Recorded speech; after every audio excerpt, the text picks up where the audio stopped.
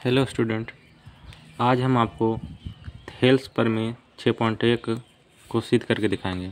Thales प्रमेय कहता है कि यदि किसी त्रिभुज के एक भुजा के समांतर इन दो भुजाओं को भिन्न भिन्न बिंदुओं पर प्रतिच्छेद करने के लिए एक रेखा खींची जाए तो ये इन दो भुजाएं एक ही अनुपात में विभाजित हो जाती है।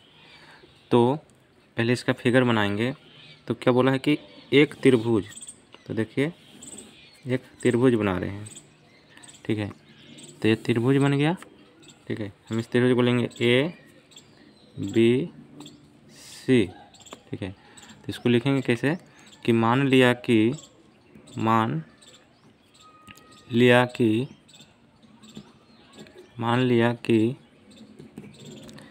ए बी सी एक त्रिभुज है,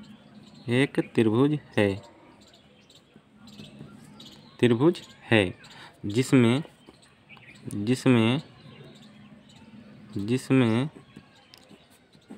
क्या बोला है कि एक भुजा के समांतर दो भुजाओं को भिन्न भिन्न बिंदुओं पर छेद करते। एक भुजा के समांतर हम देखिए इस भुजा को हम पहली भुजा मानेंगे, तो एक भुजा के समांतर इसकी समांतर एक भुजा खींच दिए है ना, ऐसे। इसको बोलेंगे हम डी, इसको बोलेंगे ई, ठीक है। डी और ई, तो डी और ई एक भुजा खींचे हैं जो बी सी के समांतर पर लिखेंगे, जिसमें डी ई समांतर है बी सी, डी ई समांतर है बी सी। तो सिद्ध करना है कि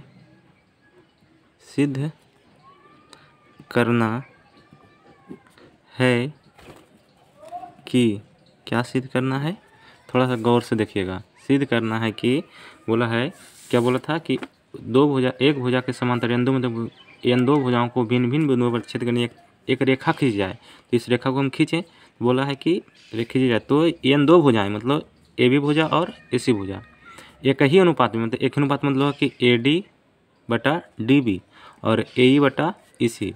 तो यहाँ लिखेंगे तो सिद्ध करना है कि ए डी बटा डी बी बराबर ए ई बटा ई सी। ये सिद्ध करना हमको है ना, यही चीज़ सिद्ध करना था। तो रचना, इसमें एक रचना करना पड़ेगा, ठीक है। रचना क्या करेंगे, थोड़ा सा देखना है।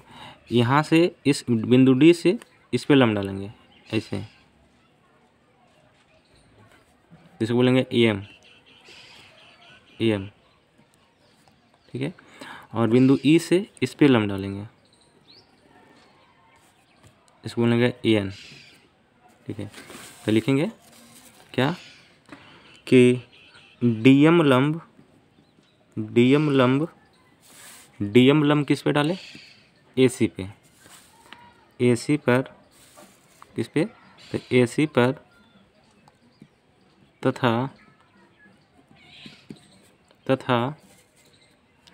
क्या किए ईएन लंब ए बी पर है ना। तो ईएन लंब ए बी पर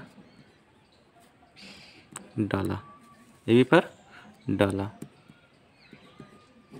और क्या करेंगे रचना में, रचना कि ये वाला डी बी ई और डी सी या सी डी, ठीक है। तो लिखेंगे बी ई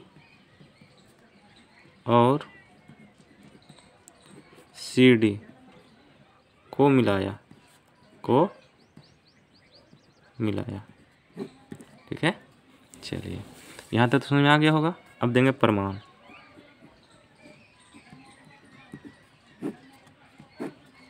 है ना। लिखेंगे क्या कि एरिया ऑफ ए, देखिए यहाँ निकालेंगे एरिया ऑफ ए डी ई, है ना।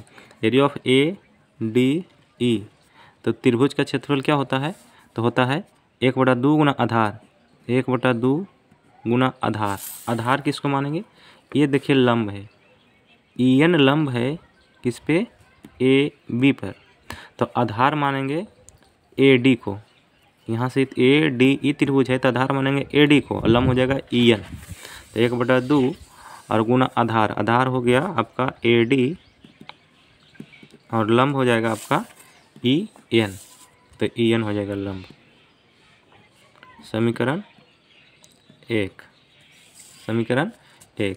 फिर क्या निकालेंगे, देखिए फिर निकालेंगे त्रिभुज E D B, E D B,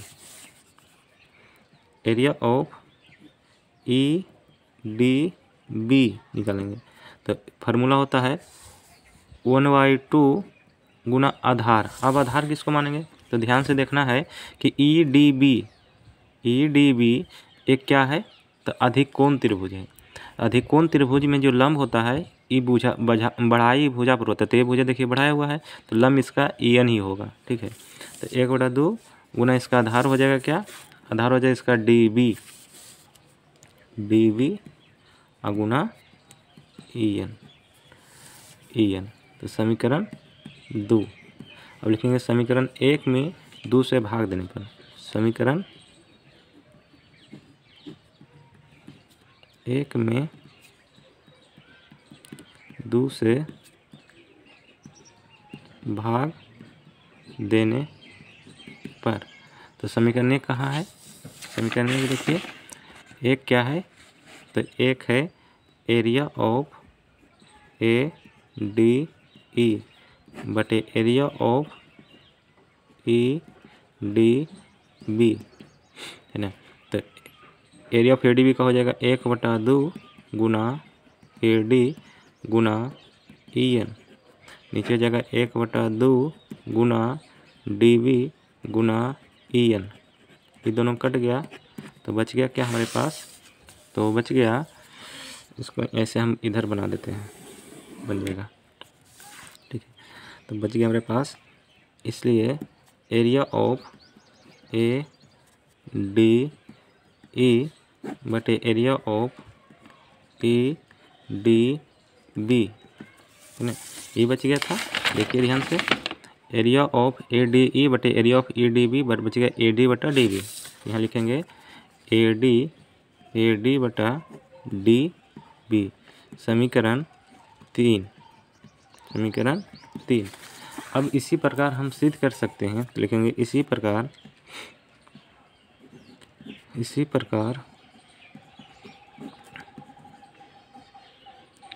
सिद्ध कर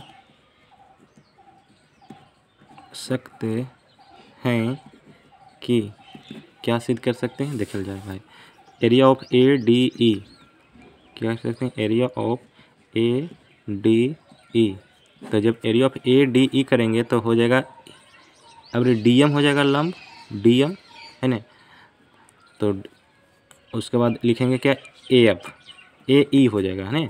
तो एरिया ऑफ लिखेंगे अभी कैसे, D E C, area of D E C. तो ये दोनों स्थिति में, ये दोनों त्रिभुज में ए डी ई में लंब हो जाएगा डी एम और आधार हो जाएगा एगो में ए ई और नीचे वाला हो जाएगा ई सी। इसको लिख देंगे क्या, ए ई बटे ई सी, हो जाएगा समीकरण 4, समीकरण 4। अब लिखेंगे चूँकि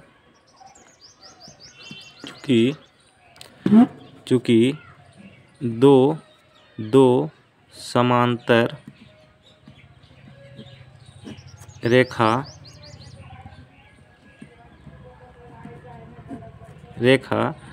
डी ई और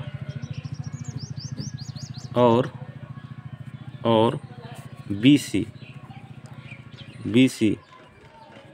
के बीच त्रिभुज ई डी बी और त्रिभुज डी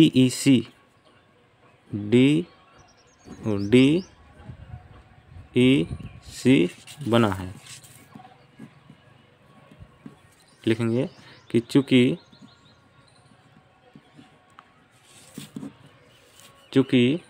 दो समांतर रेखाओं के बीच एक ही आधार पर लिखेंगे, चूँकि एक ही आधार पर एक ही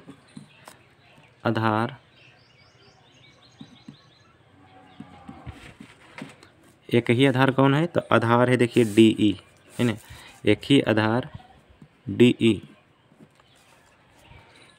पर दो समांतर रेखाओं के बीच बना त्रिभुज का क्षेत्रफल क्या होता है? समान होता है, समान होता है ना। इसलिए एरिया ऑफ किसका? तो EDB, एरिया ऑफ EDB बराबर एरिया ऑफ DEC, समीकरण 5। तो हम आगे लिख सकते हैं, इसलिए समीकरण 3, 4 और 5 से स्पष्ट है कि क्या स्पष्ट है भाई? ध्यान से देखल जाए। 3 में देखिए, तो एरिया ऑफ ADE बटे एरिया ऑफ EDB बराबर है AD बटा DB। फिर 4 में देखिए है एरिया ऑफ ADE, इसमें भी था एरिया ऑफ EDB, और नीचे है एरिया ऑफ DEC। तो ऊपर वाला इसका भी ADE, इसका भी ED, मतलब ऊपर वाला दोनों बराबर हो गया। अब नीचे कैसे? नीचे भी दोनों बराबर है। कहाँ से?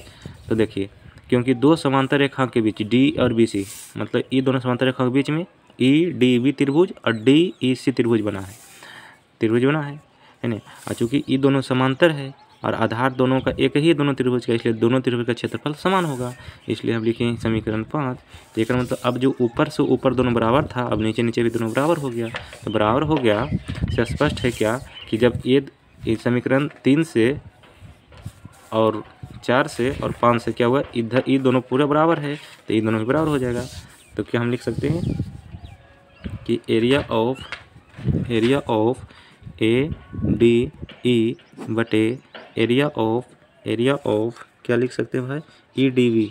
EDB बराबर एरिया ऑफ ADE बटे एरिया ऑफ DEC।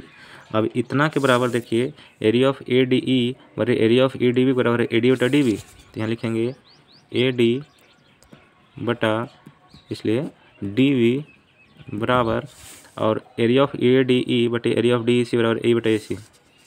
लिखेंगे इसको क्या? AE बटे EC ने लिखेंगे प्रूव्ड। यही इसका थेल्स प्रमेय है। ये परीक्षा में आने की पूर्ण संभावना है ना। तो कृपया पूरा देखिए वीडियो, और अच्छी तरह से 1 से 2 बार देखिए, और अच्छी लगे तो लाइक कीजिए, सब्सक्राइब कीजिए।